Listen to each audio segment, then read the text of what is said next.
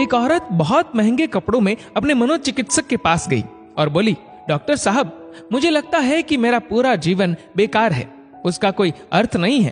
क्या आप खुशियां ढूंढने में मेरी मदद करेंगे?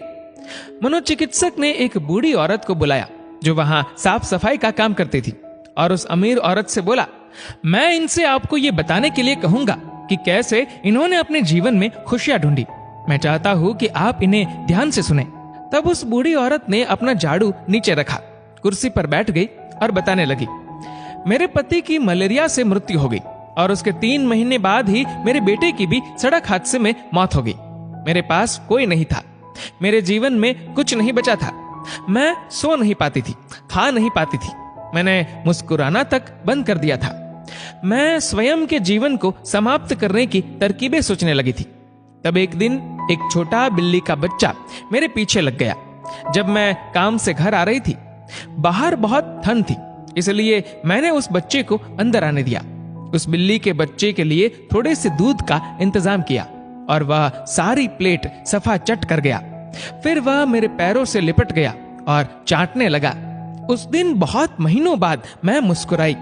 तब मैंने सोचा, यदि इस बिल्ली के बच्चे की सहायता करने से मुझे खुशी मिल सकती है, तो हो सकता है कि दूसरों के लिए कुछ करके मुझे और भी खुशी मिले। इसलिए अगले दिन मैं अपने पड़ोसी के लिए, जो कि बीमार था, कुछ बिस्किट्स बनाकर ले गई। हर दिन मैं कुछ नया और कुछ ऐसा करती थी जिससे दूसरों को खुशी मिले और उन्हें खुश देखकर मुझे खुशी मिलती थी। आज मैंने खुशियां ढूंढी है, दूसरों को खुशी देकर। ये सुनकर वह अमीर औरत रोने लगी।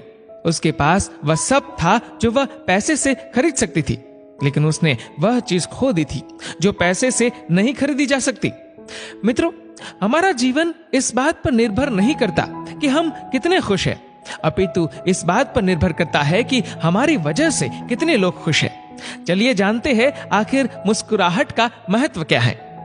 अगर आप एक अध्यापक हैं और जब आप मुस्कुराते हुए कक्षा में प्रवेश करेंगे तो देखिएगा सब बच्चों के चेहरों पर मुस्कान छा जाएगी। अगर आप डॉक्टर हैं और मुस्कुराते हुए मरीज का इलाज करेंगे तो मरीज का आत्मविश्वास 2 गुना हो जाएगा। अगर आप एक गृहिणी है तो मुस्कुराते हुए घर का हर काम कीजिए, फिर देखना पूरे परिवार में खुशियों का माहौल बन जाएगा।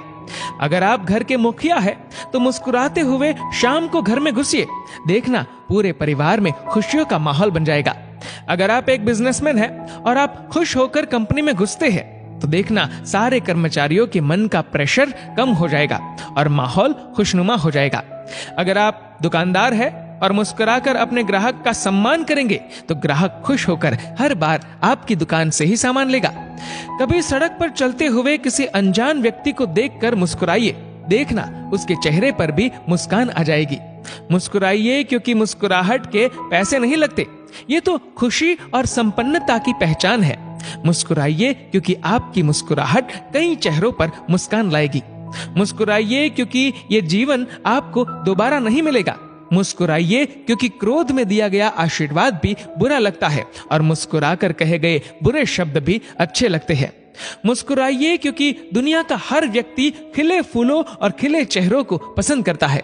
मुस्कुराइए क्योंकि आपकी हंसी किसी की खुशी का कारण बन सकती है। और सबसे बड़ी बात, मुस्कुराइए क्योंकि ये मनुष्य होने की पहचान है, इसलिए स्वयं भी मुस्कुराए और औरों के चेहरे पर भी मुस्कुराहट लाइए।